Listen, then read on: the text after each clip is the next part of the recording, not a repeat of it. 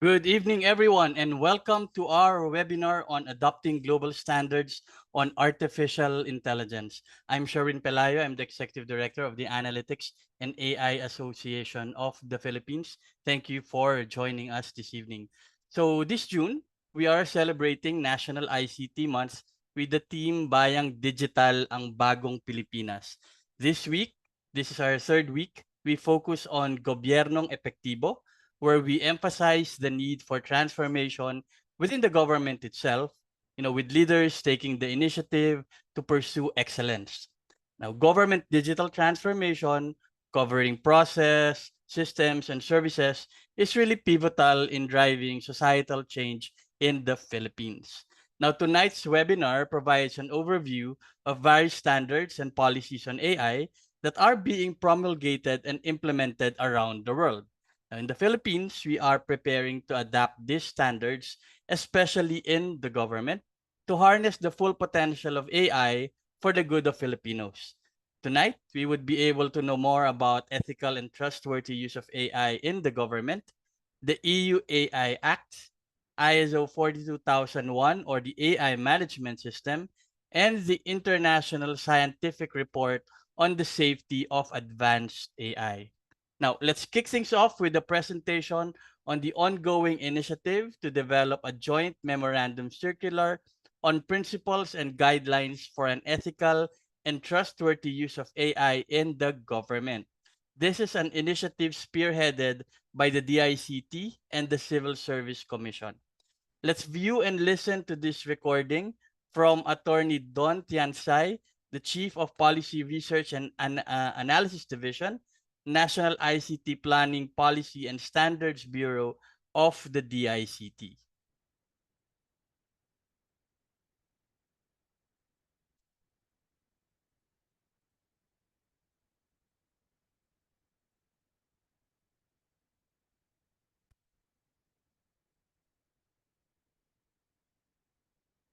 A pleasant afternoon to all. On behalf of the DICT, I would like to extend my deepest gratitude for inviting us to this webinar. As we gather today in celebration of the National ICT Month, we are reminded of the transformative power of technology in our society. This week, rallying slogan entitled Gobyernong Epektibo highlights the need for transformation within the government, with leaders taking the initiative to strive for excellence. The digital transformation of the government, including systems, services, and procedures, is essential to transforming Philippine society. In line with this, our discussion today on ethical and trustworthy use of AI in the government becomes even more relevant. Artificial intelligence, or AI, has the power to greatly enhance our capabilities and streamline our processes. But also there's unique challenges and questions, including ethics and trust. How do we ensure that AI systems respect our values and norms? How do we build trust in AI?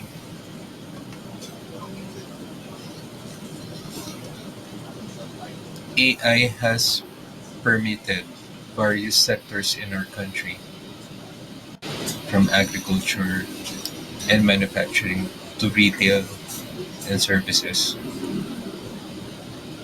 AI is said to have the potential to increase our GDP by 12% by 2030.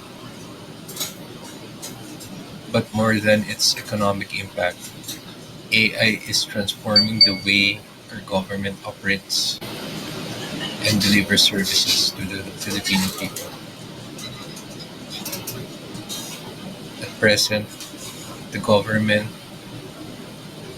is now exploring ways to use AI to improve efficiency, accuracy in the government processes. During the 30th APEC Economic Leaders Meeting last November 2023, the President highlighted the readiness of the Philippines to embrace AI with the development of the National AI Roadmap. Currently, we know that there is still a need to be aware of threats, risks, and challenges that the AI may impose. Starting with the government, we need to adopt principles that pursue an ethical and trustworthy use of AI for the benefit of the Filipinos.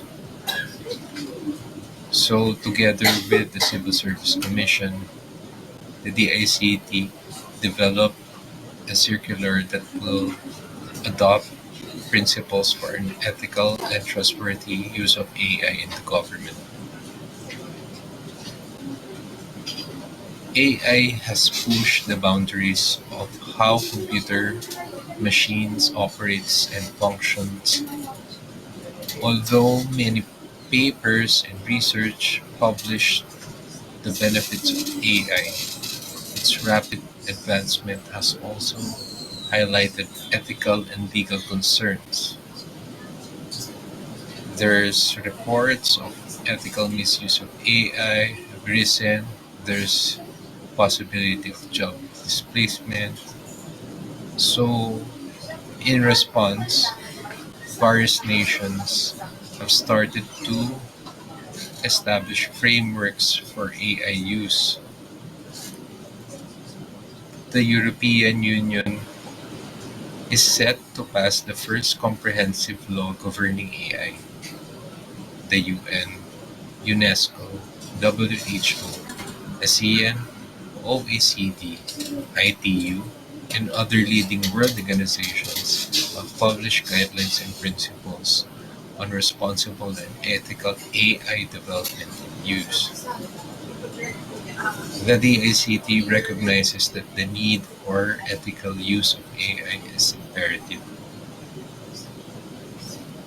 Thus, the DICT, along with the Civil Service Commission, drafted the circular that serves as a framework to outline guiding principles on the ethical and trustworthy use of AI in the government.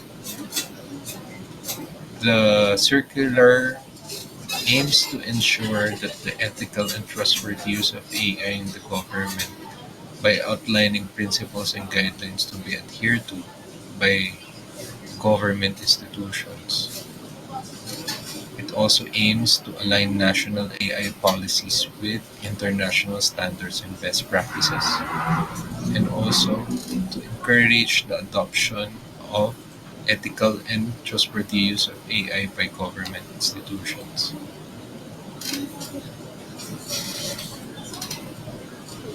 The draft circular outlines the core principles and guidelines such as do no harm, data privacy, fairness, transparency, and human centricity to ensure safe, secure, fair, and reliable use of AI in the government.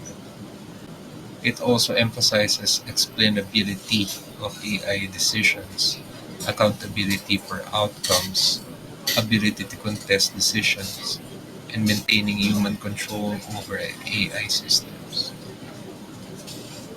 The circular also intends principles and guidelines should also be adhered by AI government developers, and users in the government. Practicing a multi-stakeholder approach in the development of the circular, both government institutions conducted a stakeholder consultation last April 29, 2024. The consultation builds upon the focus group discussions held last year that explored the different facets and application of AI in different sectors, including government, private sectors, and others. So it was attended by various representatives The consultation uh, aimed to gather diverse perspectives, comments, and insights from the stakeholders on the circular being prepared by DICT and CSC. The consultation resulted in a spirited exchange of ideas and recommendations among the participants. It also helped identify issues uh, that can be considered in the drafting of the circular. So, um, the DICT and CSC also received an overwhelming response from various government agencies regarding this circular.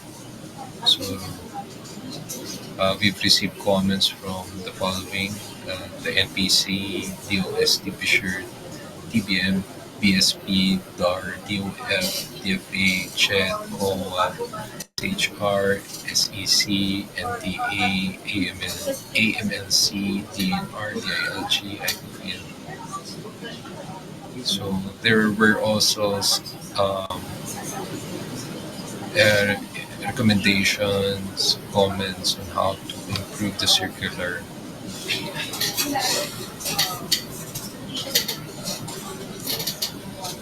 So due to the number of recommendations and comments received, um, the both the DICT and CESC are still in the process of reviewing and analyzing these comments and recommendations, and then referring to the timeline shown in the screen. Uh, we are still consolidating and reviewing all comments. Um, the deadline was last May 31, 2024. However, even after the deadline, we are still receiving some feedback from other government agencies. That's why it will take a bit of time to finalize the circular.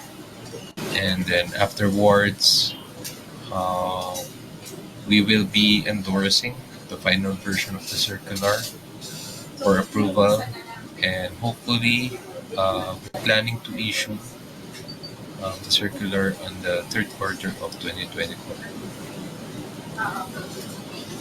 So as we come to the end of this presentation, um, on behalf of the department, I would like to emphasize once again that the importance of the circular, the ethical use of AI in the government. This just not only provide rules and regulations, it ensures that as we leverage AI to improve our government services, we do so in a manner that respects our values, protects our citizens, and upholds the public trust. Therefore, I would like to extend an invitation to you all. Let us collaborate, innovate, work together to shape the future of AI in the government. Together, we can ensure AI serves the public good, respects human rights, and contributes to a more equitable and inclusive society. Thank you for your time, your attention, and participation in this discussion. We look forward to your continued support and collaboration in this endeavor.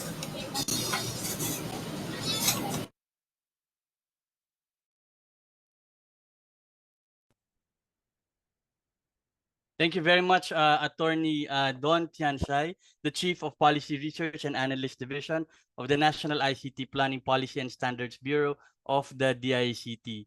You know, when we had AAP was actually invited to facilitate that, workshop. Our President AAP, our AAP President Michelle Alarcon, led the facilitation. It was a very, very, animated workshop where everyone, all government agencies really participating and looking into the various principles that have been done all over the world, and see what we can really contextualize for the Philippine setting. So you saw, I think there's at least 10 of those principles that all of the government agencies are still reviewing right now.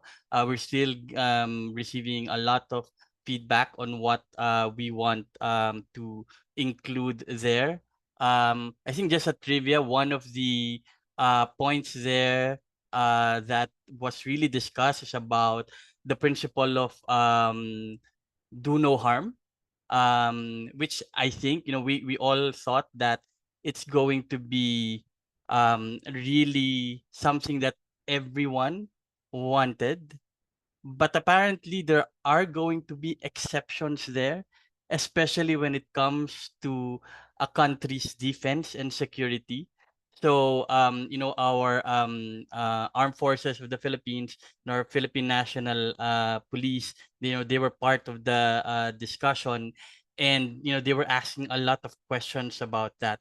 Of course, they were still talking about the safety of the people, but what if, we are going to use AI to defend, Filipinos, from other people? So that's a very, interesting, question that I think that particular principle is, likely to cover. What we found out actually also in for the other countries is that, and maybe our next speaker will talk about that when he talks about the EU AI Act, is that there's actually a separate set of principles if you're talking about civilian use of AI versus military use of artificial intelligence. So that's going to be, a very interesting progress to see once we finalize this joint memorandum circular on the principles and guidelines for an ethical and trustworthy use of AI in the government. We have members of the AAP also, of course, co-facilitating the workshop. So we thank Professor Art Patungan of UST, Jeric Bonostro of Zilift, and Dale Jose from Microsoft is actually here joining us. Thank you for co-facilitating that workshop. Once that is done, we'll probably do another webinar with all of you to explain that in detail. Okay. So, Attorney Don actually mentioned about, EU, the European Union really being one of the first, group of countries to enact something as far as AI policy is concerned. So now to give us an overview of the EU AI Act is the head of digital trust in Asia Pacific region of the British Standards Institution, or the BSI group, a new member of the AAP. So he plays a pivotal role at BSI, steering the growth strategy for digital trust solutions in the APAC region. Renowned for crafting innovative solutions with significant impact, his leadership has been instrumental in positioning BSI as a reliable ally for businesses tackling the intricate challenges of cybersecurity. Everyone, please welcome straight from Australia, Mr. Dushan Sanathara. Dushan, good Thank you. evening from Australia. Over to you. Thanks, Sherwin. Just give me a heads up if you are able to see my slides. I just want to make sure we get that right this time. Are you There are you you go. with this? Yes, Perfect. yes, very Okay. much so. All right. So Thank you, thank you. Dushan. Thanks for the kind words.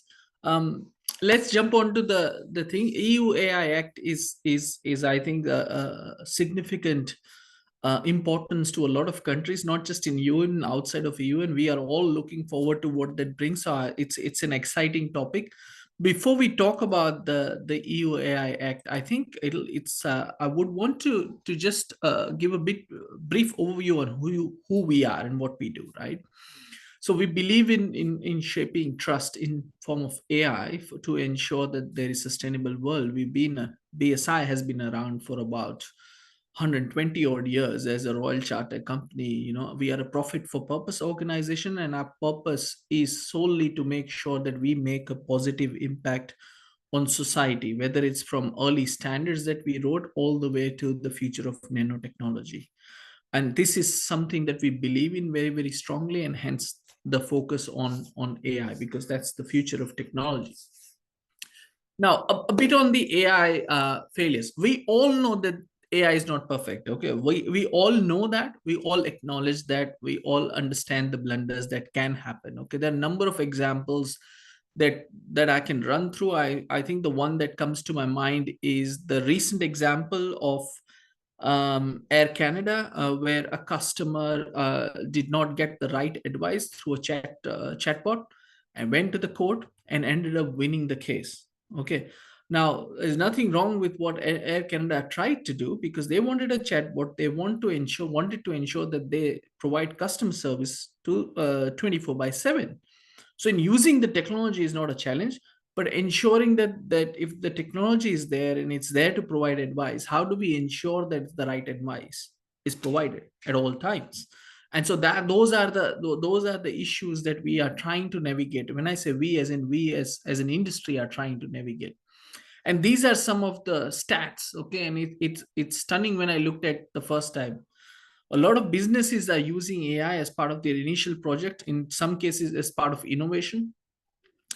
But the failure rates are stunning. We're looking at 60 to 80% failure rates. We're looking at the rise in publication since 2019, right, of 45% on fairness concerns. We are also equally challenged or worried about safety in AI systems. The trust is there, but we're looking at that as about 1 in 3 people, and they're still concerned. And obviously, we all are aware of what the ethical concerns are and what public in general believe in, and that's probably the reason why we need some form of regulation to ensure that we use the technology in the fairest way possible, and ensuring that the society is safe at large. And as Sherwin said, no harm, do no harm is probably the theme. EU AI Act.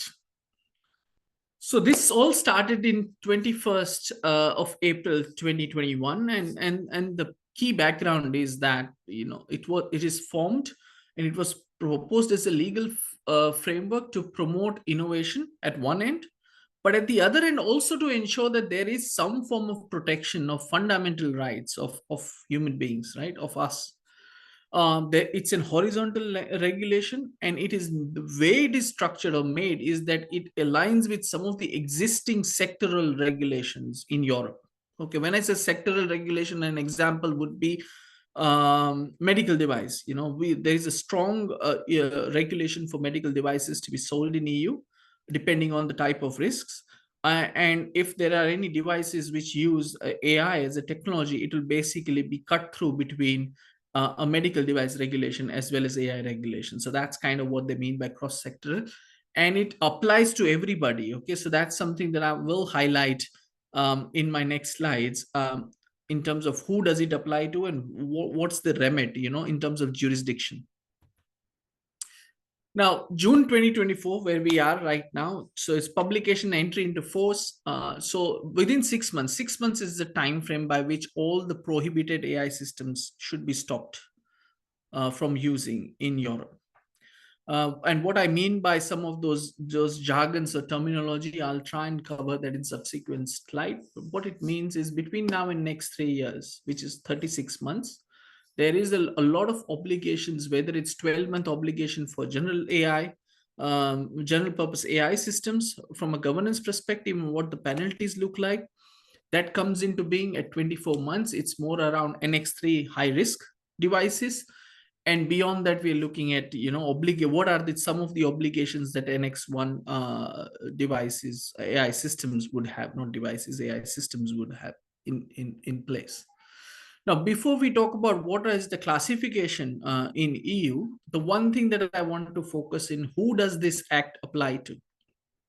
In layman's term, if you're using AI technology, not the producers, if you're the user of the AI technology and you're using it to service your customer externally, internally, or if you're deploying any form of AI systems within EU, if you're a provider or a part provider of an AI technology as well, it does apply to all of us. Okay. And then any AI providers located in any third country, when I say third country is outside of EU, where the output of the AI system is used in EU, right?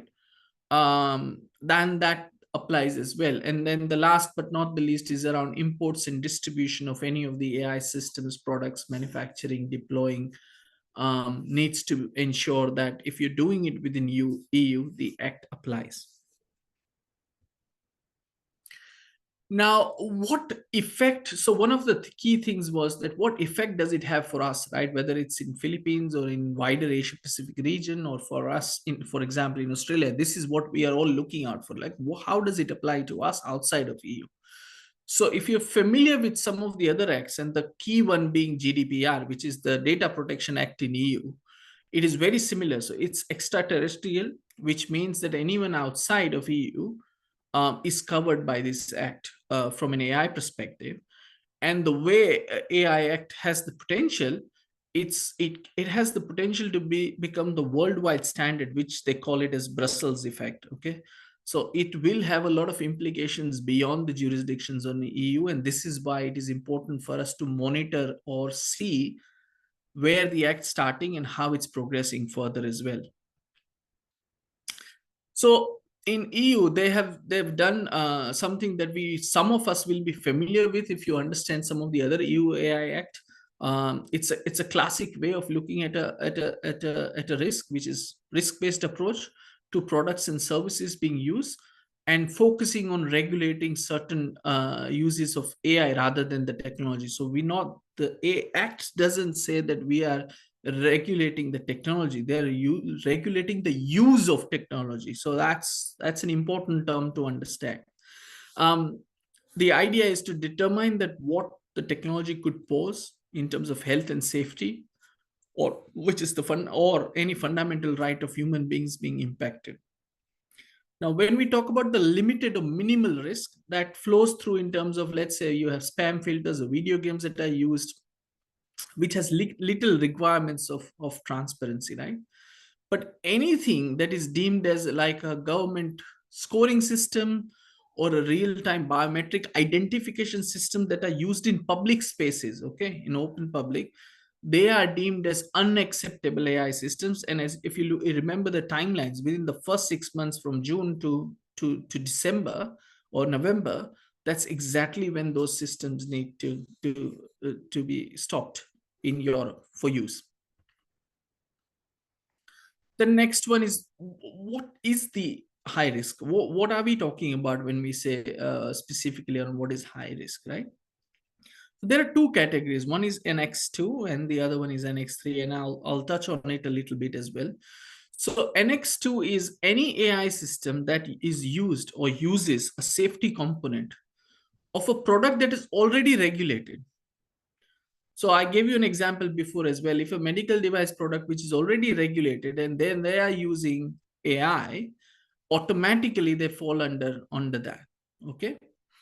Or any AI system by itself is a product. So whether it's a device, whether it's a machine, whether it's a toys, whether anything used in mobility, like obviously cars or aviation, they are all subject to third-party conformity assessment.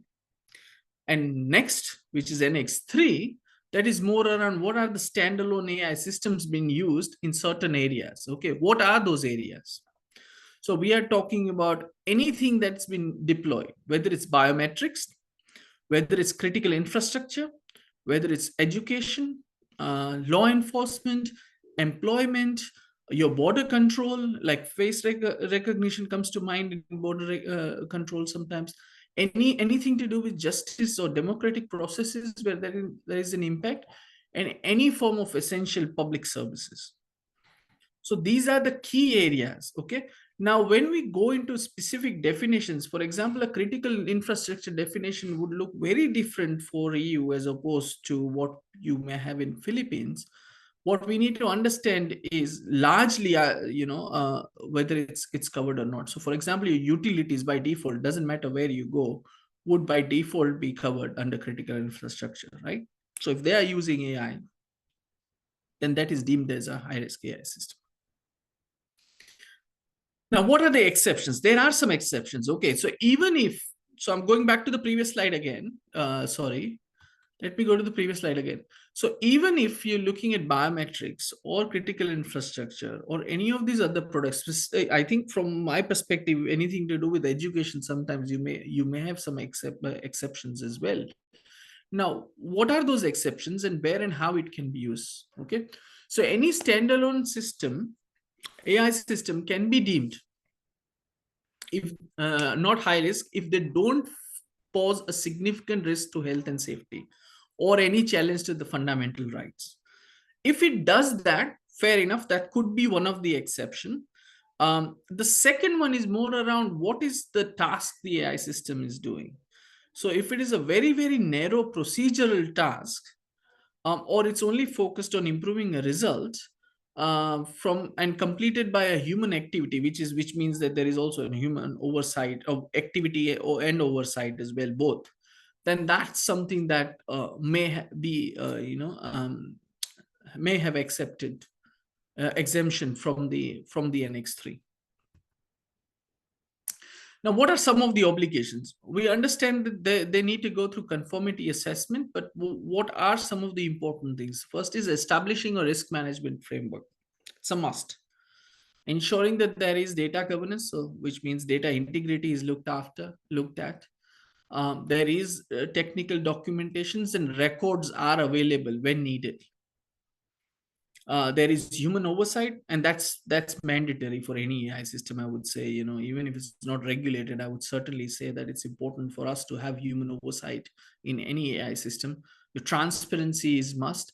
And on the other end of the spectrum, while you're looking at accuracy and robustness of what's being produced, we also need to safeguard the security of our AI systems so that there is no data poisoning or any of those issues.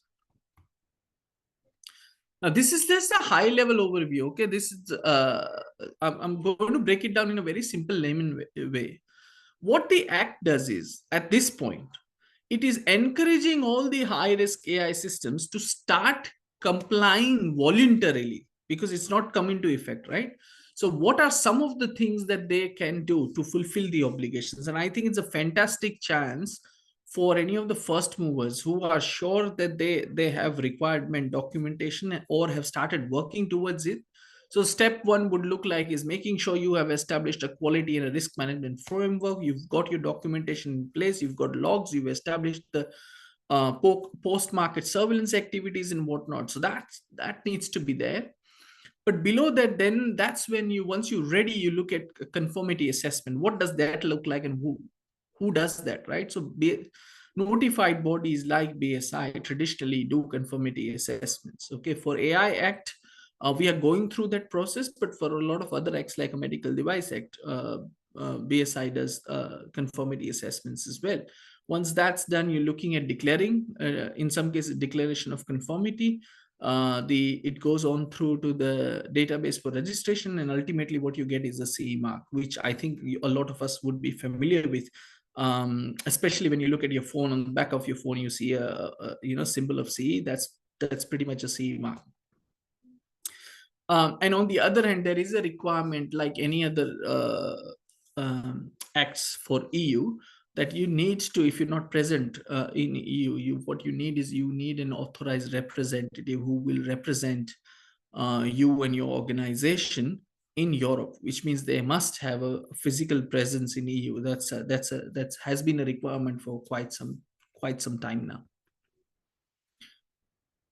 General purpose AI systems, which we all use. I think most people, when we say ChatGPT, are familiar with what a general purpose AI system could look like. It's more around ensuring that there is transparency, okay, in terms of value chain. Some of the requirements are very common, which you can draw up from what you saw before in high risk. It's around ensuring that technical documentation is there and it's available and it's up to date. There has to be ensuring that there is policy that respects the copyright law in EU. And if need be, or when need be, anything to do with training. And when I say training in terms of content used for training the AI system, like that is important. That needs to be made available if need be. For any high impact general purpose AI systems where there is identified or which may create a systematic risk, uh, then there are certain additional obligations around how do you evaluate those models, what do you do with the systematic risk assessments, and how do you mitigate those. Are you training your data set or models around adversarial training? If there are any adverse events or incidents, how is that process outlined in terms of reporting to the commission?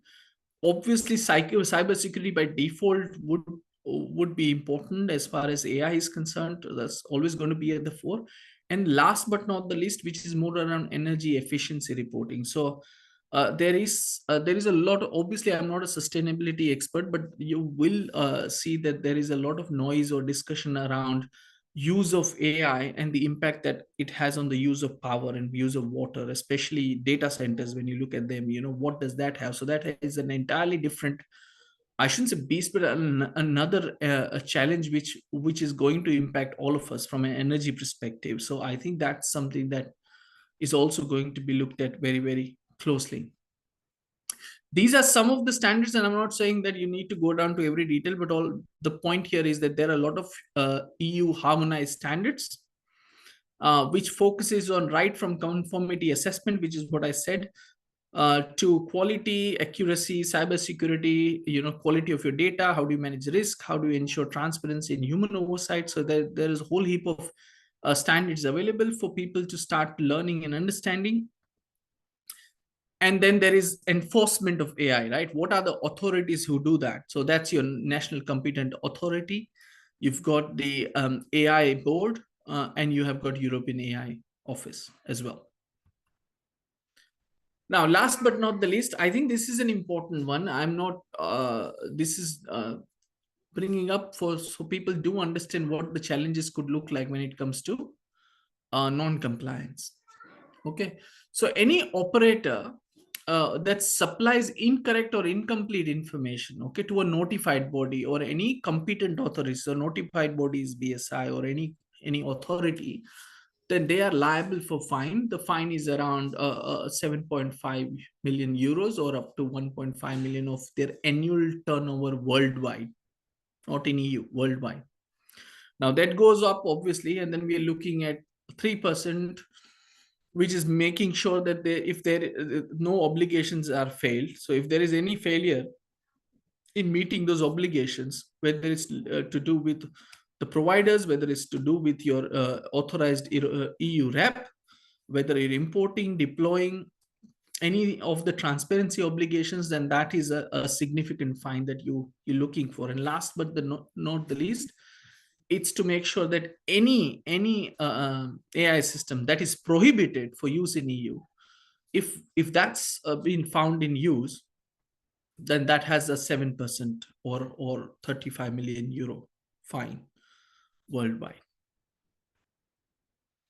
And these are some of the things we do. So BSI's team is constantly looking at and reviewing in terms of what are the updates around AI legislations, what do they look like, trying to be at the forefront, whether it's in US or obviously EU, IMETA, or in our Asia Pacific region. We are constantly and continually monitoring and mapping some of the requirements as well, so that people do understand what does that look like in terms of implementation, in terms of complying with the requirements and whatnot. For now, what are some of the things that we are doing? Obviously, conformity assessments, I've already discussed that. If EU AI Act is of priority, but there are things that are beyond that, right? In terms of understanding what are some of the standards, what are some of the requirements. That's something that we can certainly help fulfill from an understanding or training perspective, where we cover those details in depth. Whether it's risk management, whether it's understanding trustworthiness or working through trustworthiness, whether it's looking at data integrity, whether it's looking at a management system standard for 42001 and how to implement that, that's something that we can certainly help. Last but not the least, we can certainly also help with algorithm auditing as well as data set testing. So all in all, from end to end, BSI is in a position to help and support. Thank you. Thank you very much, Dushyant. That was very, enlightening discussion about the EU AI Act, and we kind of was actually kind of what do you call it, monitoring this, as it was being developed. I think several questions here. Okay, so what's up with the European Union that they seem to be the first to come up with, such policies, starting with the GDPR, and now they have the EU AI Act. You know, um, why do they actually feel that they need to be I think they're really protective, about their Actually, citizen, right? yeah, that's a good point. Why do they always at the forefront? I always look at this and I go back and see what are the values, right? So if you go back and look at what EU values that they stand for, what EU stands for, human values, and if you try and map it back to the decisions they are taking. So if you look at GDPR, what is GDPR all about, right? It is Mhm. our protection of our rights for our own data and our privacy, right? Correct, And the correct, right. same thing then applies here as well. So the angle that they're taking is not about regulating the products or technology or devices. What they're looking at is how, as we as an EU citizens, how their rights and how their privacy is being protected to the best possible way. And obviously they are at the forefront because these are the challenges when they are posing up even before people start thinking. They are working on it with a greater length, right? And obviously being one region where they all agree on a single act is phenomenal. It does take time. I'm not saying it's the fastest process, but I think that's happens with every single country when it comes to regulations. But I would go back to the values, EU values. Right. In the process of creating the EU AI Act, I think we've seen, of course, there were several objections, to it before it finally passed, right? Were you able to recall some of these, objections to the EU AI Act? What are, some other member states are saying we shouldn't include it there, as part of the final EU AI Act. To be honest, Sherwin, I am not privy to a lot of debates and discussion purely because I, at that point in time, it was long overdue, right? It all started back Mm-hmm. probably 2019 or way before. So I wasn't keeping a close eye on it. But there's one thing that I can certainly say that I see a lot of similarities in terms of implementation of a particular act. So organizations who are already familiar with some of the other acts that they are complying with, for some of the products that they're selling, for them, I'm not saying it's easy to comply, but they will find understanding the requirements a bit more easier because they can understand how usual other EU AI acts are laid out. And from my perspective, when I look at the medical device regulation in EU and I compare that with this, I can see some similarities in terms of thinking and taking the risk-based approach. Right, right. Okay. So I've recently, as mentioned, BSI just recently became a member of the AAP. So we met Ava Eversil. They Yeah. were telling us, what BSI is doing here in the Philippines. I think part of that also is part of the work that you do, like you said, no, is about compliance, training around all of these regulations. You probably been asked here a lot. Okay. Do you think the Philippines can adopt something as stringent as the EU AI Act? I mean, definitely, if we're going to work or we're going to deploy an AI system, say to any EU member state, we'll have to follow the EU AI Act. But like for example, here in the Philippines, we still don't have any regulation as far as AI. Can it really be just simply lifting EU AI Act and make it say the Philippines AI Act? Will it be too restrictive, for us here in It the is Philippines? it can be possible, but I'll give you another example. Okay, so for the way it works is at the moment. Sorry, I'm going back to a medical device analogy, but it works in terms of EU and how it works, right? So I remember that one of the key challenges that most of the manufacturers had, right, which will be the case here as well. that if you are producing an AI system and if you're going and getting it approved in Europe, suddenly then you say, okay, now I have to go to Philippines and I need an approval, and I'm now going to Singapore, I need another approval, and then I'm going to Japan or Korea when we need another approval, and so is with Australia, right? So how do you counter some of the things? So then that comes around whether we appreciate and accept or give equivalence to what is approved in EU or not. Mhm, So mhm, in some cases, from a medical device perspective, there are certain devices. Okay, I'm not talking about high risk device or devices with animal tissues in it, but there are yeah, certain devices being used were given equivalent, saying that if you have a CE mark and if you can demonstrate XYZ, then we will. This is Australia saying we will recognize that and then we will use that as an option, right? And they said that's fine. So what it does for the industry is that they don't have to go through the same robust process across 10 or 15 different jurisdictions, right?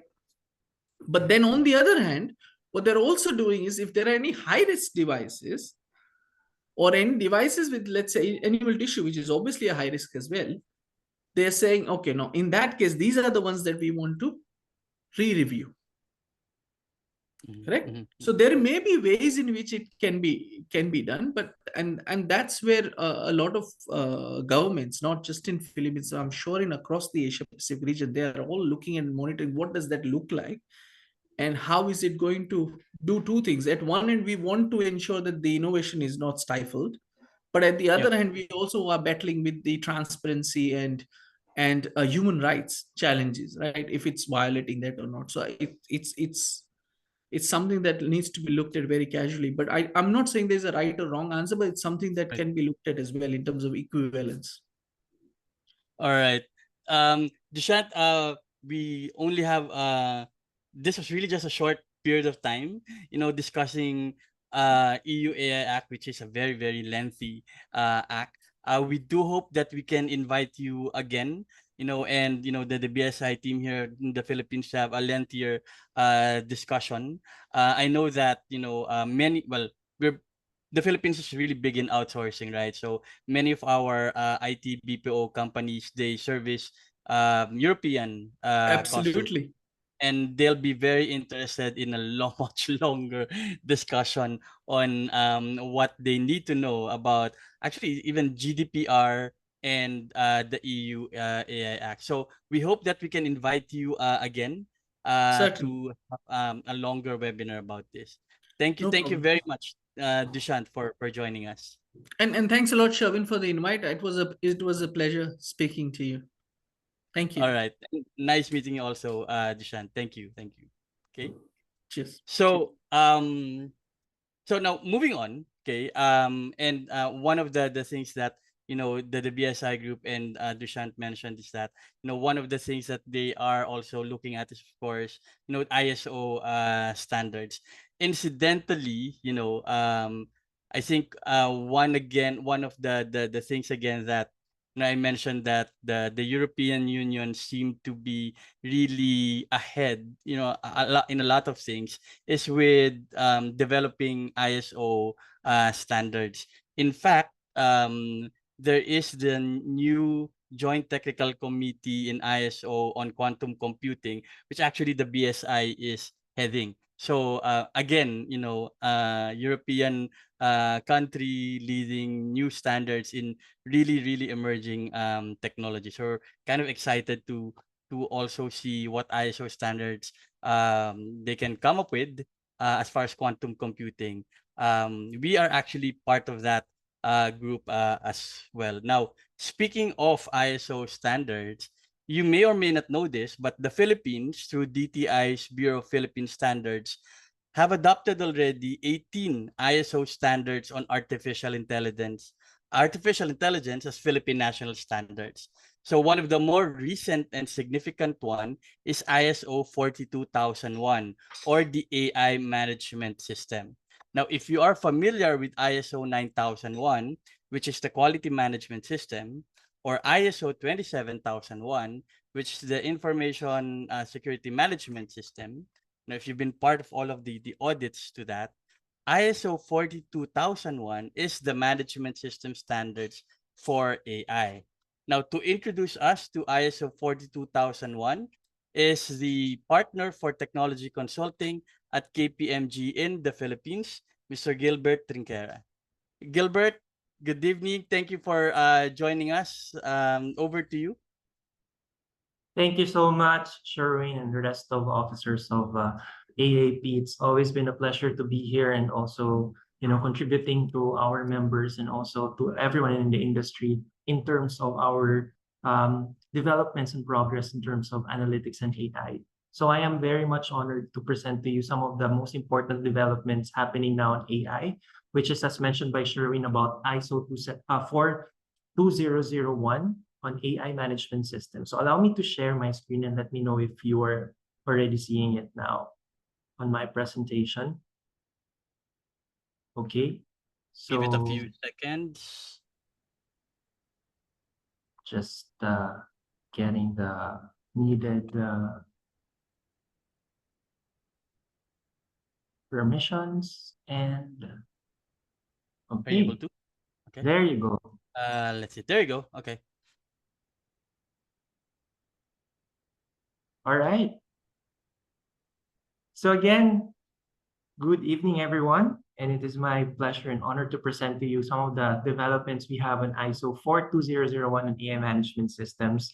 And again, we're still here on the month-long activities of the DICT and also its partner organizations like AAP and the National ICT Month celebration this 2024. And allow me to present some of the key contents that we will be discussing shortly and a teaser for a bigger one that we're preparing on ISO 42001. First, I will go you through the overview of what this ISO 42001 is all about and why everyone's buzzing about it.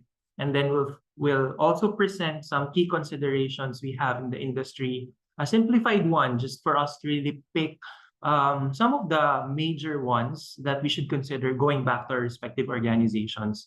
And of course, some of the highlights in the industry on the latest adoptions we have on the use of AI and also how it's affecting also the compliance and adherence to these new standards. And of course, the exciting part of Q&A.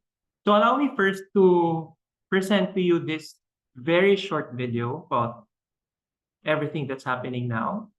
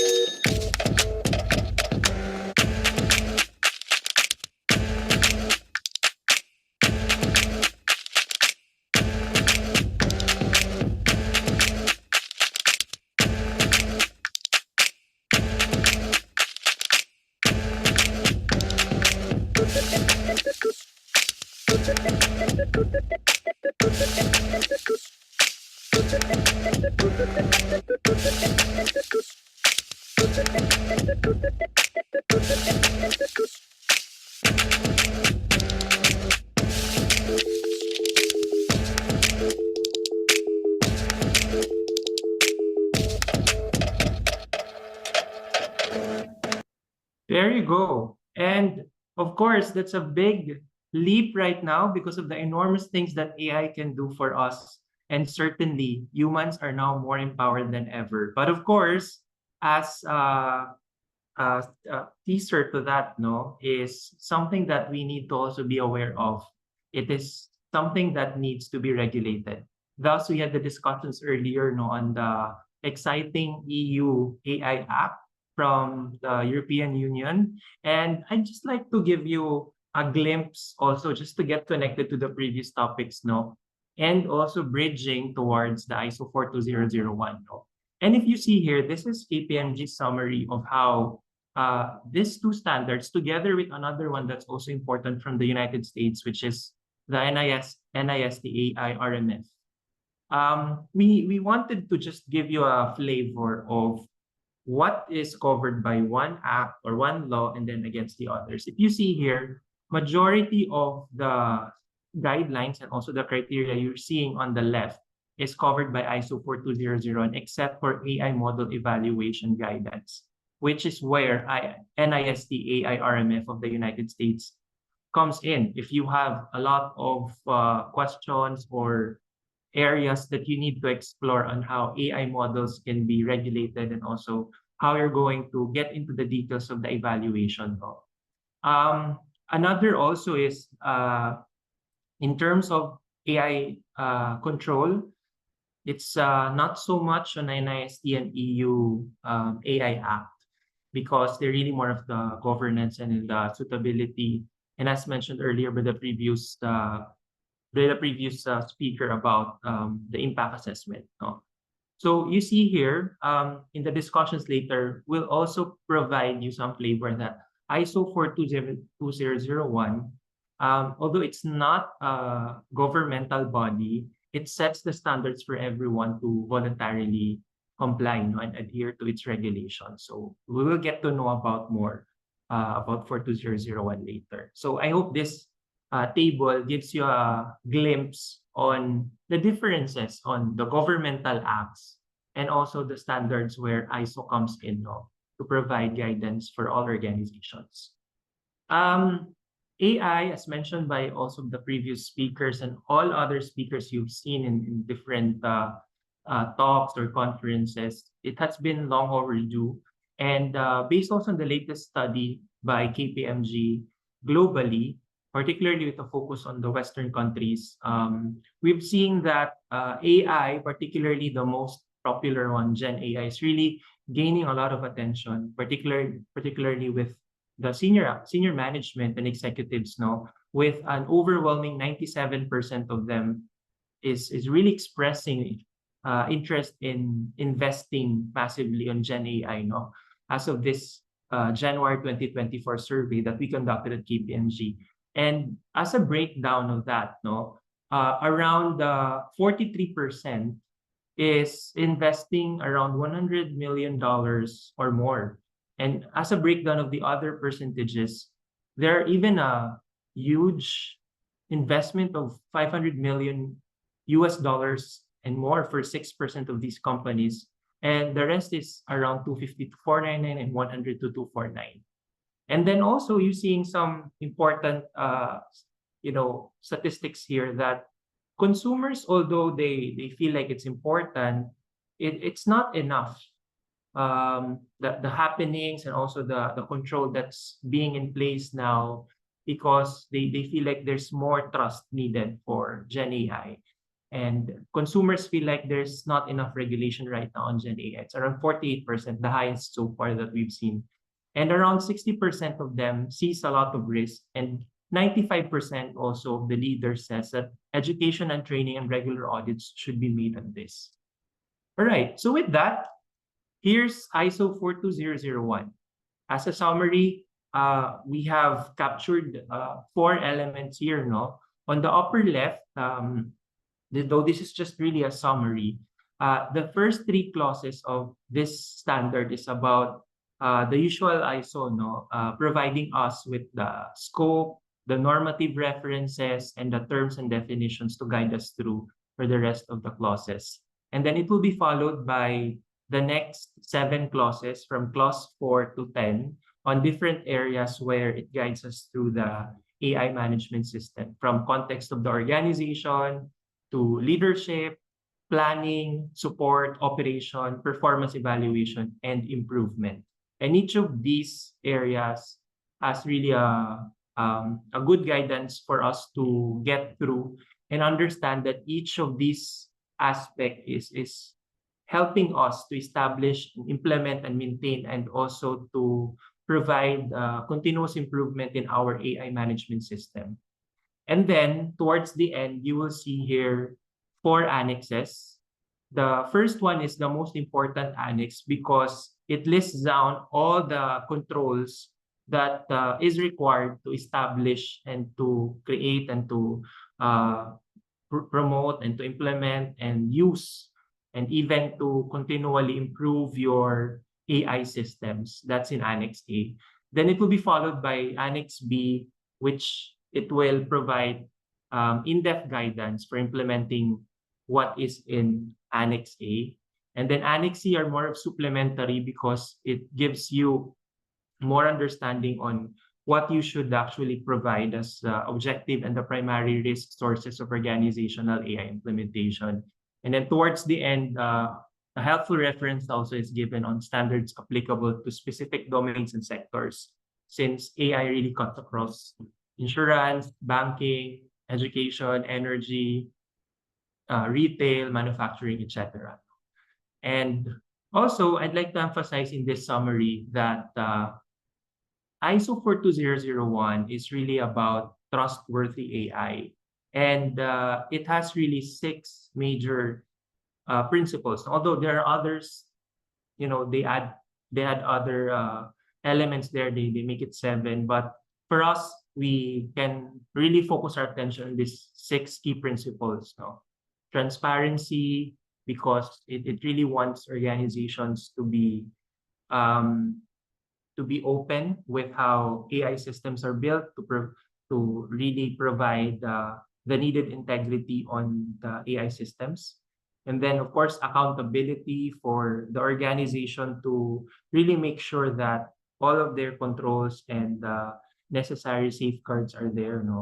And the fairness, of course, in whatever model or AI systems that your organization implements, it will always be based on how it is focused on fairness and reduction of bias.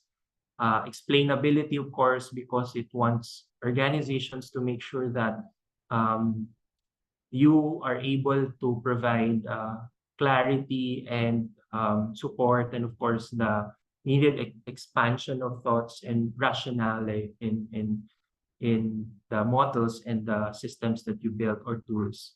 And of course, data privacy has always been there since before, and it's just connected here so that you will have a clear understanding also of the importance of privacy, as it takes the center stage also in the rule in demonstrating also your transparency, accountability, fairness, and of course, relating it to privacy. And lastly, of course, is reliability as the last principle of the trustworthy AI.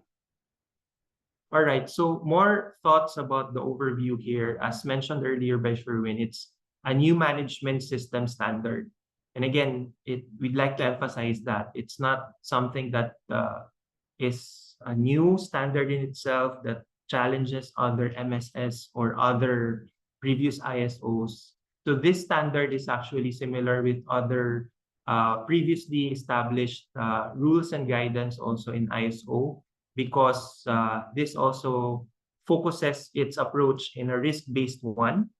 That means that it always foresees something that could go wrong and looks at how to mitigate these scenarios for organizations to prepare and implement controls.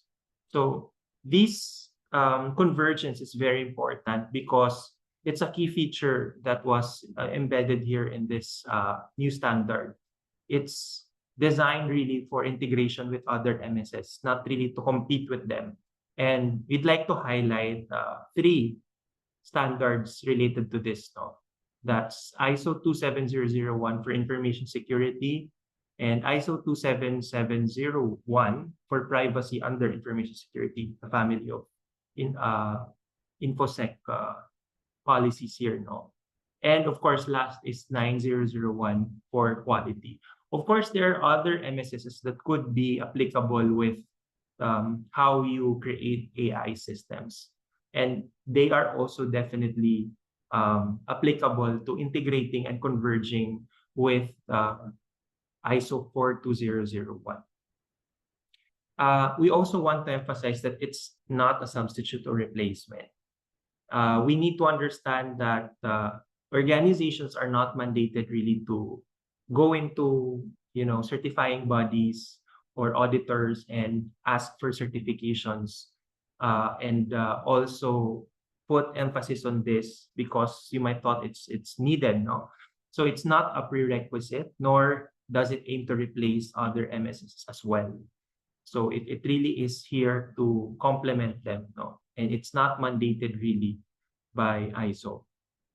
Also, it's important to note that integrating ISO 42001 will assist your company or organization in meeting the requirements of multiple standards simultaneously.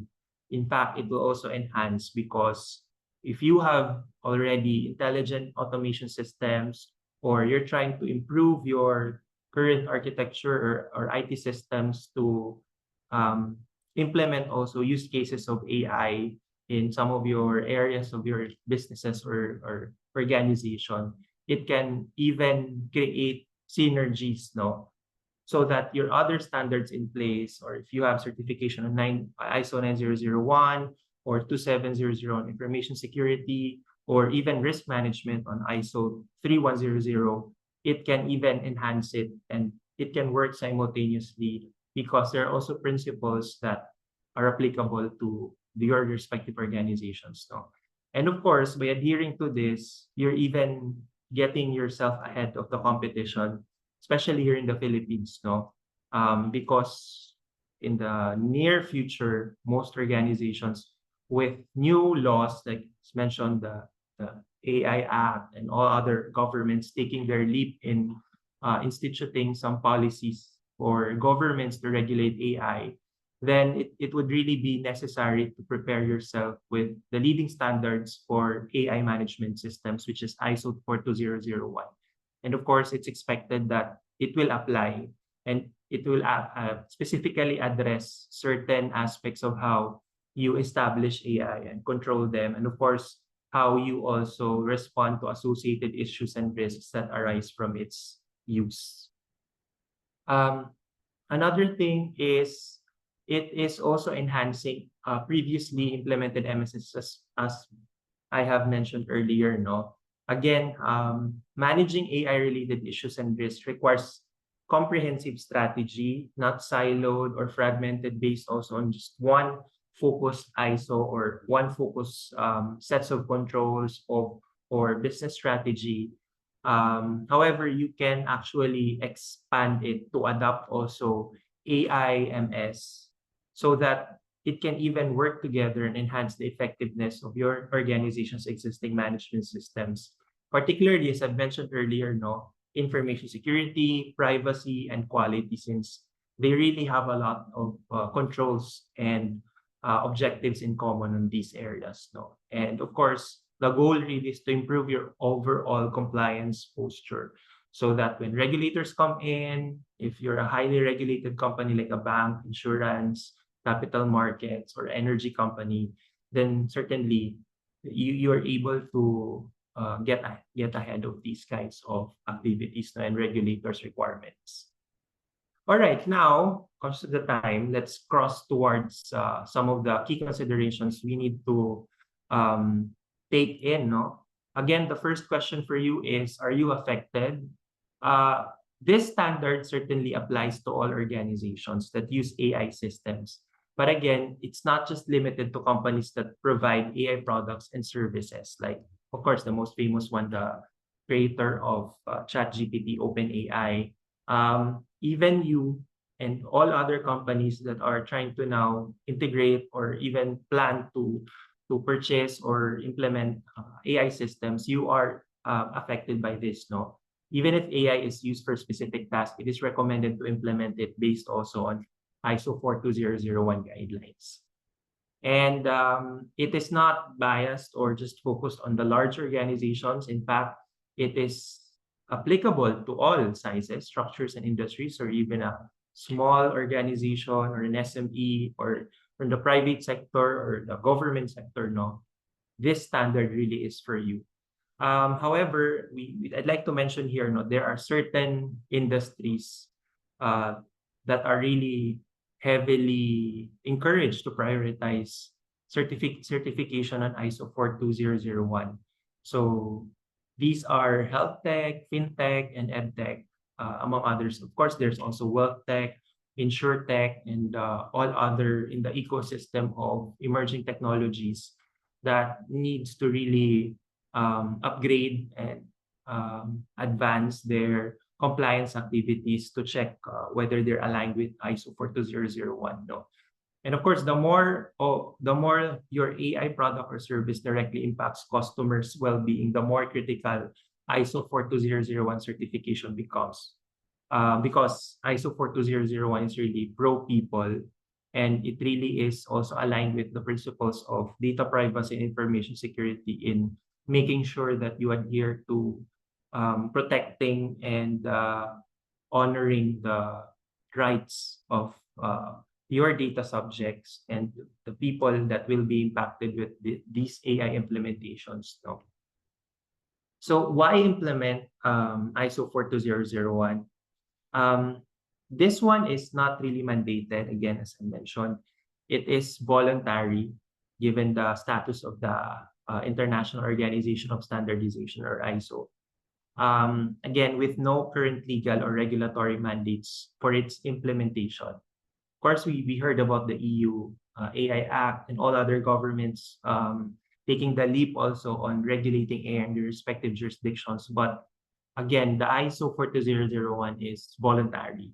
Adopting it will just position your company ahead of the curve, and of course, make sure also that your compliance activities are prioritized so that it can also align and integrate with your other internal policies or external regulatory requirements, therefore creating a harmony in your standards. So there are also even indications, we have seen that over the past months, on how it will gain prominence, particularly in the near future. Like here in the Philippines, we have House Bill number 7396, and since I believe June last year, no, it has been in discourse and in discussion with different lawmakers. No, it's about an act promoting the development and regulation of artificial intelligence in the Philippines, and certainly this is a landmark bill, no, that would set requirements for transparency and conformity to ensure the safe deployment of AI for Filipinos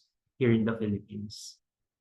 All right, and of course, benefits of this is that knowing how the clauses really benefits organizations in adhering to its requirements, no, you demonstrate responsibility over how you use AI, no, in your operations. Another is, of course, you wanted to make sure that you have a focus on sustainable AI governance, and of course, a competitive advantage given the the consumer highly focused on trust, no, in mga consumers. Now, how can you implement AI systems? No, you can start with reviewing your current practices. It's very important that before you get into adopting a lot of the clauses there and controls, begin first with the gap analysis. And then after that, knowing where you are and benchmarking also with your competitors and in the industry, build and implement now your aims or AI management system. Trying to also look at what is essential first and your priorities based on how it would provide productivity and benefit for your operations and in your customers. And then you can now move also in putting emphasis also on risk assessment. Again, ISO 42001 is a risk-based standard, so it would really complement other standards as well, like the EU Act and also NIST AIRMF. And mitigating these risks will also put you in the positions of developing AI tools that are really responsive to certain issues and how data privacy, information security, and proper use of AI is really helpful to everyone. No? And then now you can also proceed with developing AI policies that are ethical and responsible. Trusted AI is now a key word, no, for everyone. And by looking also how you align your policies, expanding them to include ethical AI and transparency and data privacy in how you create and design them would really enhance your applicability and alignment with ISO 4200. And of course, document your process. It's very important to always focus on what will be seen later by auditors or the regulators or compliance experts in aligning that. It's very important to demonstrate your readiness as well. Because after all, if you are also aiming for certification, documentation really plays a part. And I know all of you can relate to that, with your experience in certifying for ISO 9001 or ISO 27001 as an example. All right, the last few slides is very quick. So what's happening now in terms of adoption on the AI management system? Case one is there's really a big traction on risk management and automatic decision making because of its really massive benefit. And when automated decision making is placed in a position where the ISO standard on transparency and reliability is placed as one of your key principles in your creation of AI tools, it really can create a balance between its benefits and, of course, complying with the standards. No? So here are some of the examples. No, first are those that requires financial decisions. So we've seen this in various financing companies, financial institutions, banks, and lendings. The credit scoring, approval or rejection of based on the scores, terms adjustments on based on the loans and the other risks as well. For non-financials, we've seen that in the electronic health records, in science, and in some of the clinics, genetic information on the research being conducted on some treatments and vaccine development, and of course, lifestyle data as well. Second to the last case is the data analysis, insight, and machine learning. Business sector is now focusing really on how AI really helps accounting and finance, like forecasting revenues, expenses, and cash flows, and connecting it to their respective ERPs and pool and component systems. No? In governments, we have seen examples like the Singaporean government use AI in potentially looking at public investment and infrastructure projects, aligning with how it responds to ISO 42001. And another is the government of Canada in forecasting accuracy of their revenues through taxation. The last is continuous learning. We have seen that now most of the use cases are really geared towards AI systems learning in itself as a natural language processing tool or even a machine learning tool. No? So we've seen examples in mobility and energy, and there are lots of use cases now being in development for that. And last is the fraud prevention, being used by companies such as PayPal to monitor fraudulent transaction patterns in real time, and Gmail to filter emails, phishing activities, and other potential hacking activities that starts in your emails. So that's it for my discussion. That was just a quick one, and I'm now open for questions. Thank you very much, Gilbert, for that. It's really just an introduction. I mean, 42001 is a very, Yeah. long document. To a lot of controls there. We'll go back to you for the Q&A. If there's one question I think that's very interesting in the Q&A box, if you could type your answer there, so that I think Clarence would have some sorry, no pun intended, clarity on how ISO 42001 can be used, especially for newly developed or those products that are being alpha beta testing. But thank you for joining us, Gilbert. We'll proceed with our last speaker, and then we'll go back to Q&A.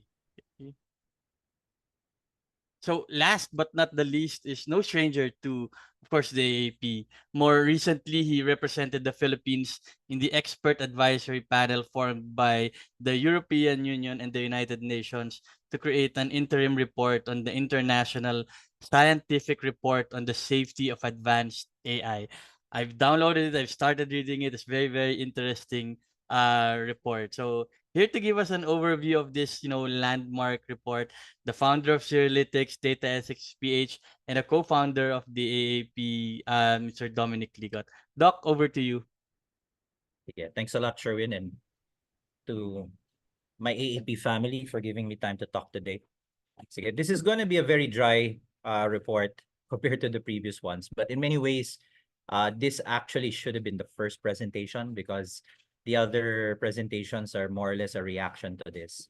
But I want to quickly go through the history of how this report came to be and also highlight kind of the open-ended risks for advanced AI. And I want to underscore that term advanced AI. So this is not just about any AI. This is about what people are calling advanced AI. Okay, first, let's roll the clock back to November just last year, where in the UK, something called the Bletchley Declaration was agreed to. So this was the AI Safety Summit in Bletchley in November. And the summit was all about many countries, at least 29 countries, coming into some agreement that there needs to be something done about the rapid development of AI. And I'll just briefly mention the principles that outline the Bletchley Declaration. Number one, the consensus amongst the 29 countries is AI should be for global good, not just for certain parties or corporations or individuals. It should embody inclusive development, not just in terms of human rights, but also economics. And we should align it with the UN SDGs. We should certainly address AI risks because if you remember at that time, this was a few months after that announcement or a letter that circulated asking for a 6-month pause in advanced AI development. Actually, we don't know anymore if that pause actually happened. But at that time, the fears about how these AI systems are going to develop was really at a fever pitch. This was also one of the first, if not the first, venues for international cooperation, even outside the United Nations. Although the UN was part of this declaration, we need to collaborate as a global community to manage these risks. In a way, it had the same flavor as the formation of the UN back in the day, or the Geneva Protocols against the weapons of mass destruction. That was the mood. No? And finally, the declaration meant that we should be accountable to our stakeholders. That means all actors, all parties. In many ways, it mirrors the AAP, no? But on a global level. So academia, private sector, civil society. So this was very good. 29 countries, including the Philippines, was part of this declaration. And as a result, over the next few months, I was actually quite impressed at the rapid response. As early as February this year, an international panel was formed. No? And I was actually quite humbled to have been selected. I think the selecting panel was the DICT. I was invited to represent the Philippines in this panel. And it's actually not a walk in the park, no? Mami, I'll explain to you as we go through the sections of the report. They really needed someone who can hit the ground running, or at least that's how it was described to me, and really represent the needs of the Philippines, which may be unique, no, compared to other countries. So the chair of the panel, I don't know if people know Joshua Bengio, is one of the godfathers of AI. So he was a student of Jeffrey Hinton and a colleague of Yann LeCun. He's also French, based in Canada. And he was the chair. Although he was not by any means a hierarchical head. No? He was really more of a coordinator. And what he did was, although he was Canadian, he did not represent Canada. There was another representative for Canada. So his role was to basically coordinate, gather all the inputs, put them into a sensible document, and he had an army of academic writers standing by. And we went through several iterations. In fact, the report, as you'll see later, is still just an interim report. It's not a final report. I don't think it will ever be final given the pace of AI.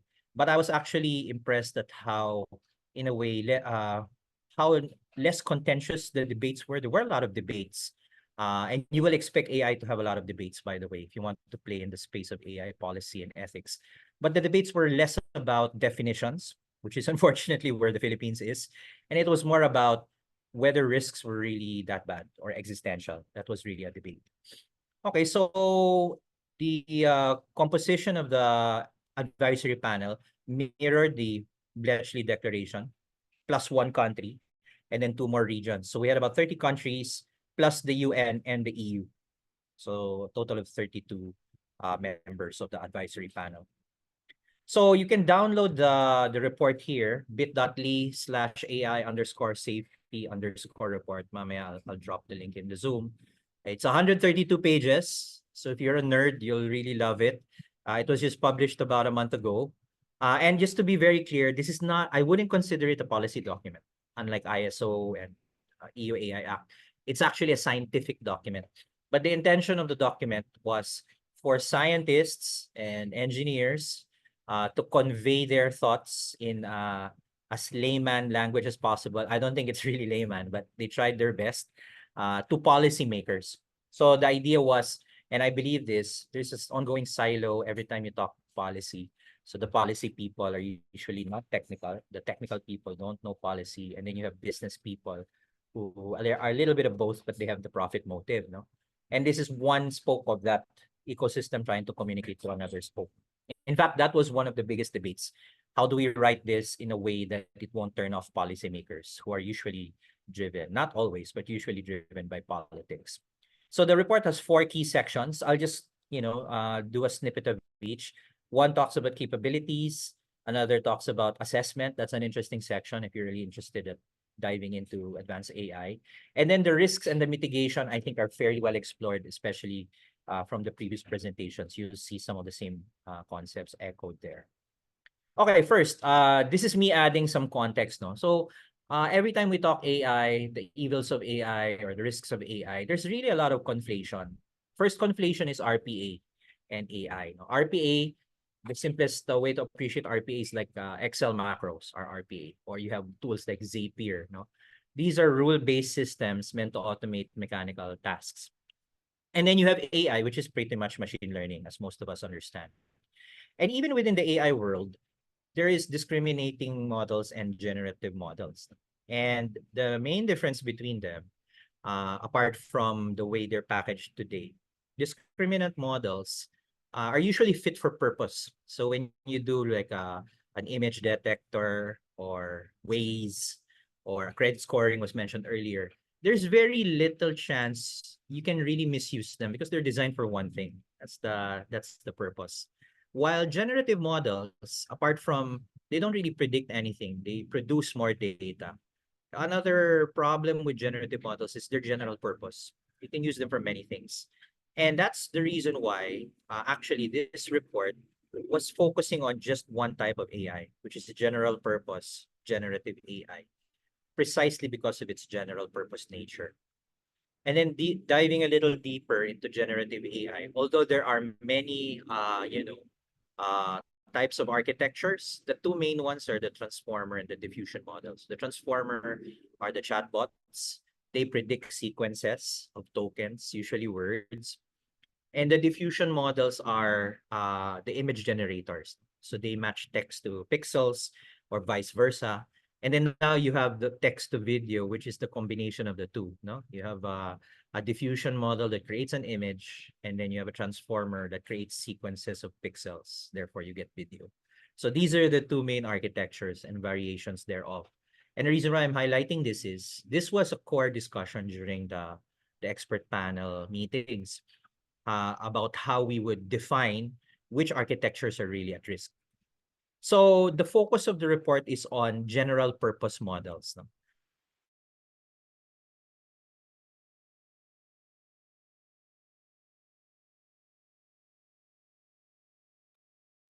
I think So we these may are have systems that can produce content, text, images, videos from. Am I still there?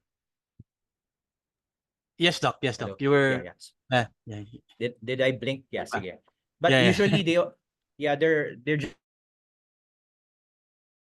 general purpose, but also they involve a very expensive training process, which actually aggravates one issue, which is the economic monopoly of some of these models centered on the US, obviously, and the UK.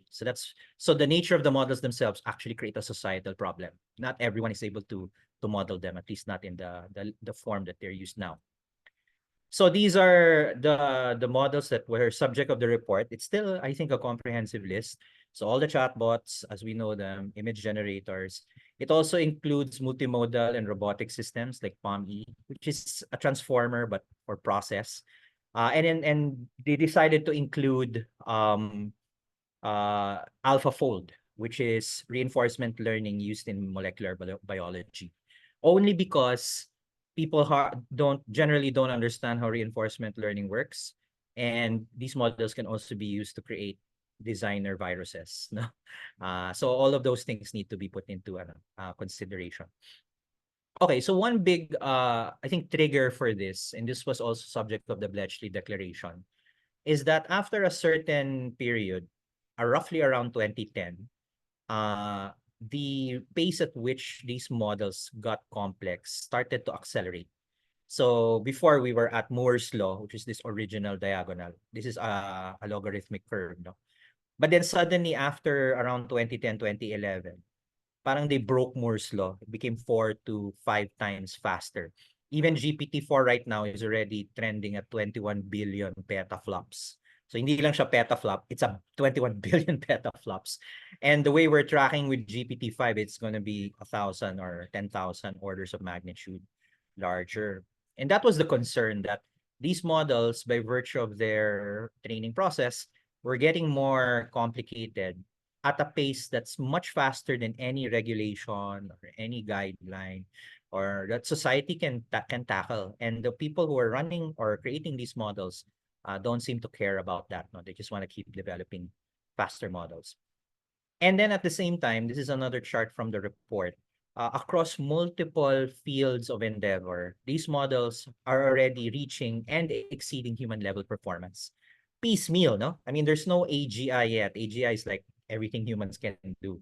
But on a piecemeal basis, for example, Stockfish, which is the AI for chess, is better than any chess grandmaster for a long time now. And that's what they were saying. As more and more human level capabilities are reached by these models at a faster pace, there really will be a point, and maybe we've already crossed the threshold, where society won't be able to adapt and control these models. So that was the existential risk. No? Okay, so let's talk about why general purpose models are actually difficult to manage. And this is something for the risk management and the ISO people to start to think about. And in fact, this was an input into 42,001. First is it's hard to govern them because few people actually understand them. I mean, to be really honest, these models are quite complicated. So if you're going to craft a guideline to manage them and you don't know how they work, it's going to be difficult. Second, technical methods, at least the way we understand them from machine learning, don't necessarily apply here. For example, you might have your usual, let's say, accuracy rate or R squared for linear regression. That doesn't help in assessing the factfulness of a large language model. That's a problem. Second, developers themselves who are using these models, many of them actually don't know how they work underneath because of all these APIs stacked on top of each other. We're just using stuff like script kiddies, no, the way we call it in cybersecurity, not understanding really how these models work underneath. Fourth, a general purpose AI capabilities assessment is both qualitative and quantitative. That's going to be a problem because usually people who are in the machine learning world, aka most of the people in this audience, we're used to quantitative methods. But surprise, surprise, even I was surprised, to assess, let's say, the veracity of, let's say, a text output, you need qualitative methods. You need human input. And that's actually not comfortable. And finally, it's hard to guarantee independent audits, especially when you're talking societal impacts. But that's essential, no, in assessing capability. So from the get-go pa lang, the way these models work really defy standard methods of assessment. Of course, happy to be corrected on that note. Because I think that's the crux of it. Eh? If you're able to assess something and understand something, that's the first step in controlling them. So a big chunk of the document talks about risks. I won't go through everything, but there are three main groupings of risk. Malicious use, which includes fake news, disinformation, cybersecurity, functionality. So if these things are not used properly, or the data that was used to train them is biased, or if they're autonomous and you can't control them, there's no kill switch. And finally, systemic risks. This is the stuff that policymakers love to talk about, no? Which is labor displacement, the digital divide, monopolies, privacy, copyright. And as you can see, each of these categories of risk require different types of risk management. They don't lend themselves to a single lens, no? And the expertise needed is also varied. Now, over and on top of the risks, I'm nearly at the end of my presentation, so you guys can take time to absorb it. There's also what we call risk factors. So these are the things that actually create the risks. And there are two risk factors that were described in the document.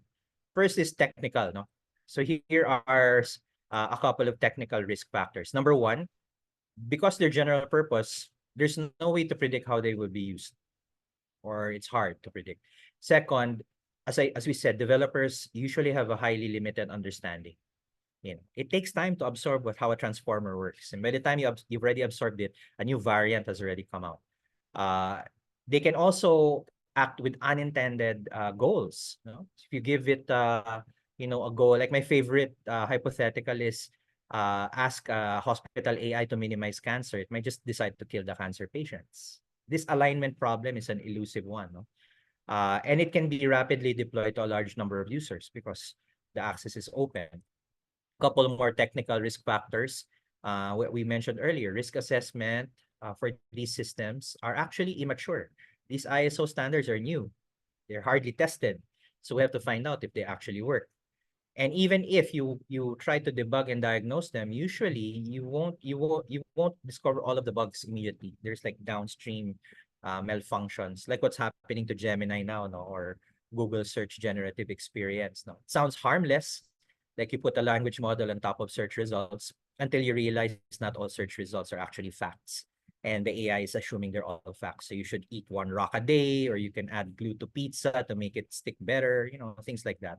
And then finally, for some crazy reason, and chalk it up to developers, there is actually a segment of developers who actually want to birth autonomous AI. Wala lang, for the, maybe for the joy of it, no? You want to create an independent agent. And that's actually the most dangerous part. If you don't have human oversight, and if it goes wrong, then there's no way to stop it. Those are technical factors. There's also societal risk factors, in no particular order. Number one, I think, is there's no incentive to create safe AI, or at least no extra incentive. In fact, I remember citing a statistic. The ratio of capability versus safety, those are the two main fields. No? Capability is what we love to do, develop new models, innovate, use cases, and safety are the pessimistic people looking at how this thing can go wrong. I think the ratio is 100,000 capability researchers for every one safety researcher.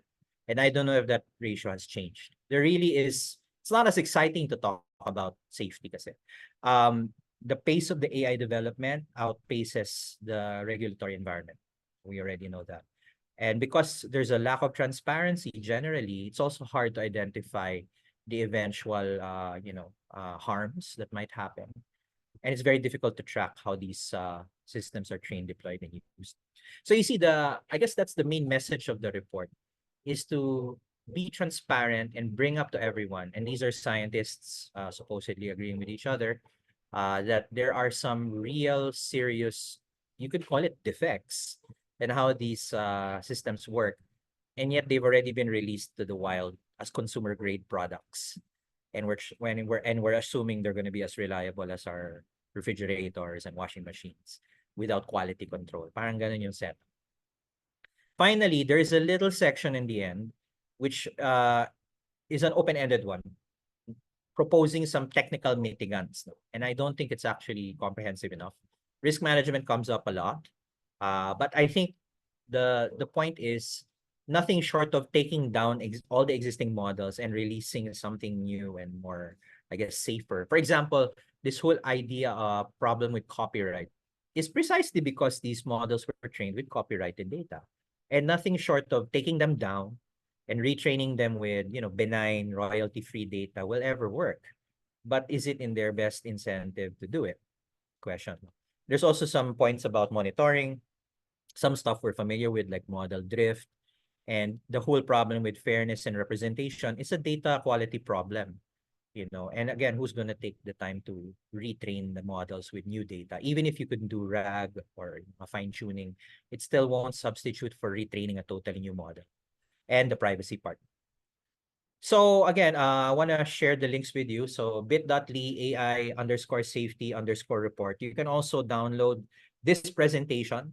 It wasn't really meant to be super comprehensive, but at least give you guys a tease of what's in it. I really hope everyone can take the time to download it. I'm sharing the link to the hosts now so they can share.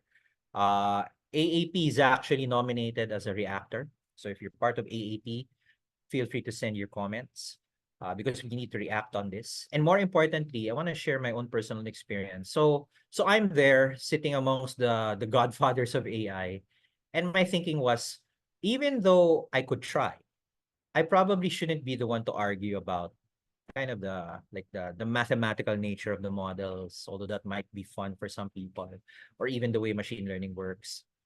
But I chose to argue on the side of issues that were relevant to the Philippines.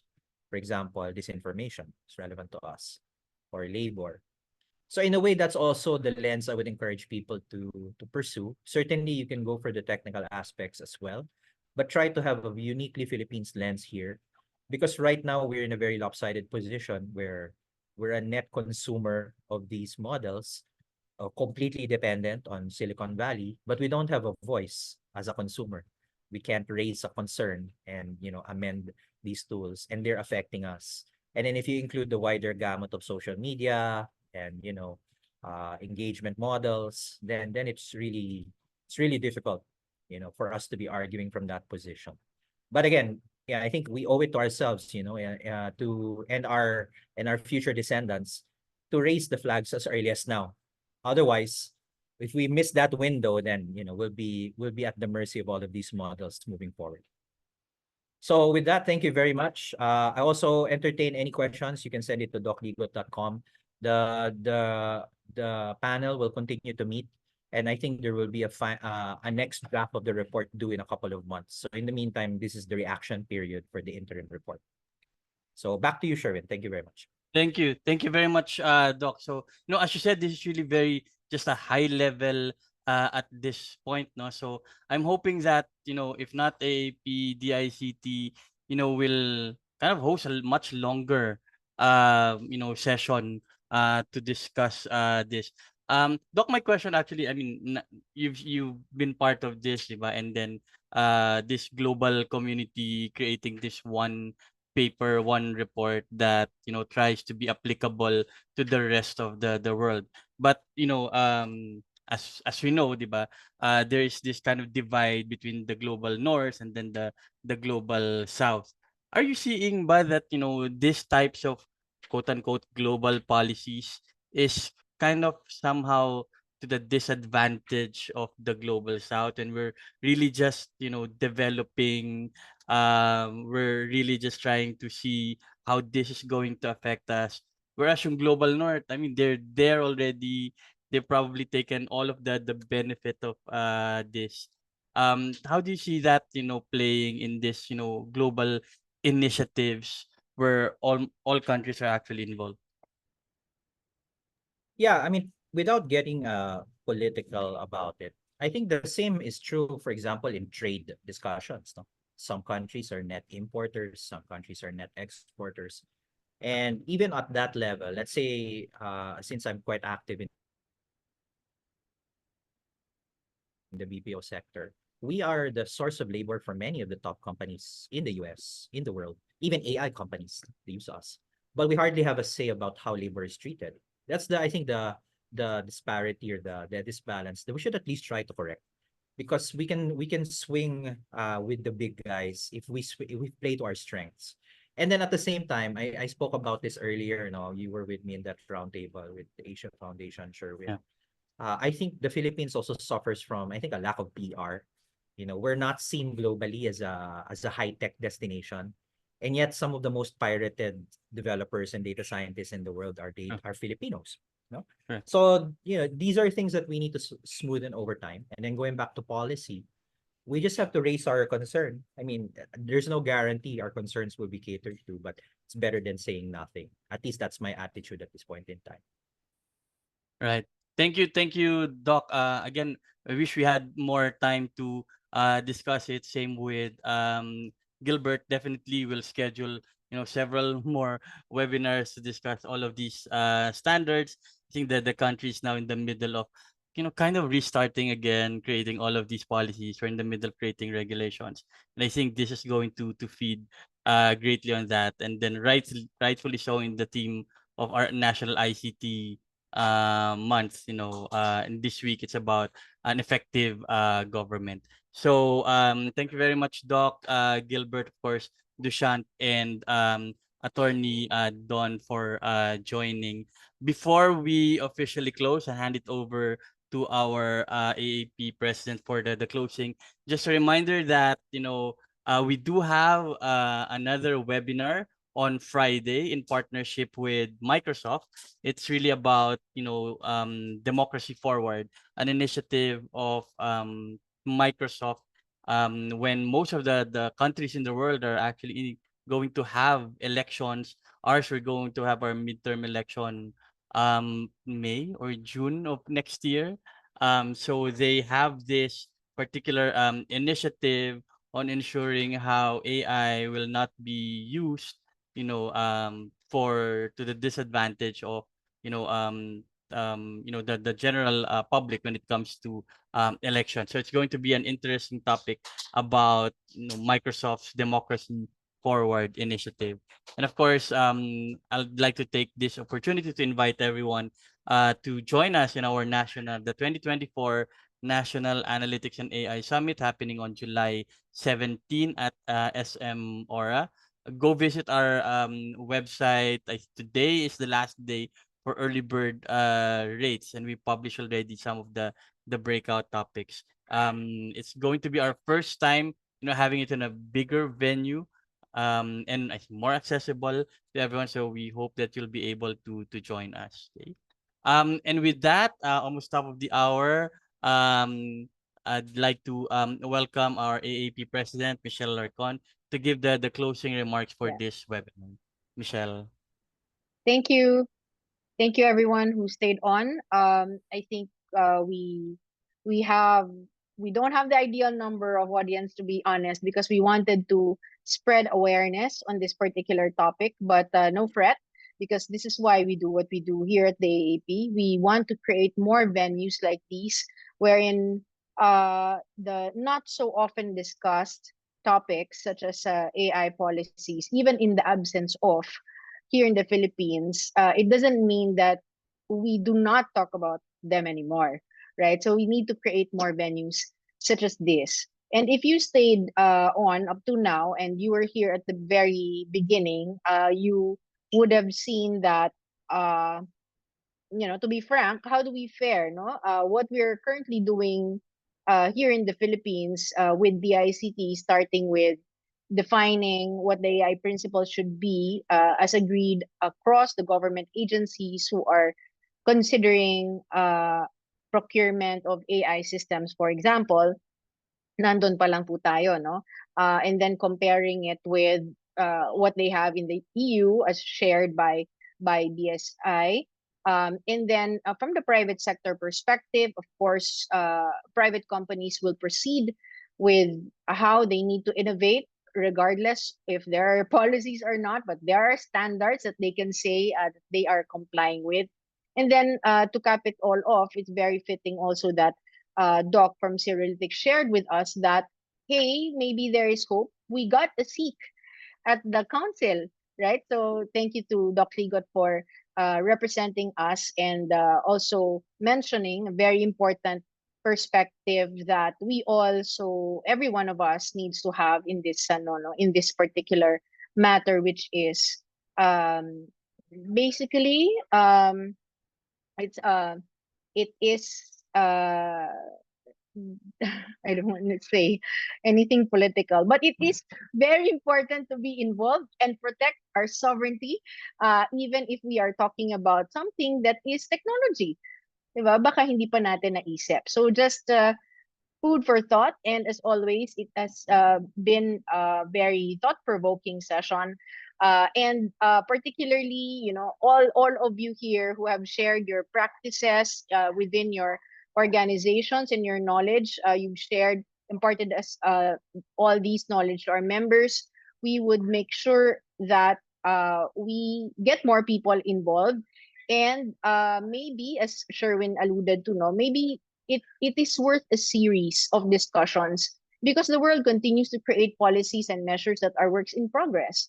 So bantayan natin. Even if this will not be covered in the news channel, we have this as our own channel of monitoring what's going on from government, from public sector to private sector to maybe some updates also from a global council where the Philippines already has a seat in. So this is also why we call our association an ecosystem, because we not only interact with each other, but we also need to survive this together. And through these interactions that we exchange our knowledge and all our experiences in implementing and using AI systems, we need to do this together and within our surrounding environment, not just here in the Philippines, but at a global scale. So I hope that everyone gets to be more involved in the discussions. We will make kulit also our members who are not able to attend tonight. And we will make this recording accessible with permission from all our speakers. So thank you once again, and we hope to see you in this same topic next time. Good night, everyone. All right. Thank you very much, Michelle.